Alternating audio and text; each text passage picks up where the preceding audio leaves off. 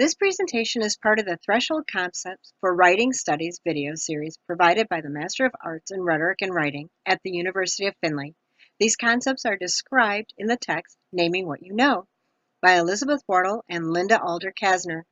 I am Anastasia Kirk-Fron, and I will be presenting a short review and discussion of Concept 1.3, Writing Expresses and Shares Meaning to be Reconstructed by the Reader. Charles Bazerman. Bazerman begins his debate through the interpretation and intention of the writer to the interpretation and conceptual understanding of the reader. He states our communication to others through writing starts almost with a motive and principle to guide and help others understand and use meaning of words.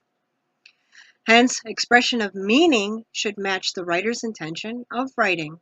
And, quote, while writers can confirm that written words feel consistent with their state of mind, unquote, the reader does not always have the opportunity to directly ask what was meant. Regardless, the reader can only attribute the meaning through the reconstruction of meaning, quote, based on what they already know, unquote. Concurrently, Bazerman mentions the complexity of writing as being philosophical in nature. For example, he uses the child learns over time, the ability to express oneself, and they also learn to share these experiences in writing. I reflect on the times to take children on field trips and ask them what they learned, how they learned it, and how they want to record what they did.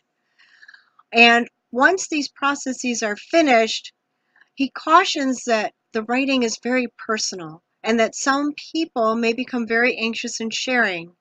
Again, at times we see people that don't want to read their work aloud, or they don't want it posted, or they try really hard to avoid any type of sharing whatsoever. One of the reasons stated is there's a misunderstanding of these words, and sometimes a very strong misinterpretation, which is very subjective by the reader and only based on those readers' experiences. Nevertheless, just valuing the notion of this expression in writing may or may not be viewed the same. As words convey multiple meanings, there is still the notion that this shared expression can still be reconstructed by the reader and not match the intentionality of the writer, and take into consideration that both of these experiences are both personal. Although the writer and reader try to view these meanings the same, the reader as the reviewer has the ability to give feedback, which in turn should allow the writer a glimpse as an indicator that the text was interpreted accurately. However, quote, the writer's words do not always convey all the writer had hoped, unquote.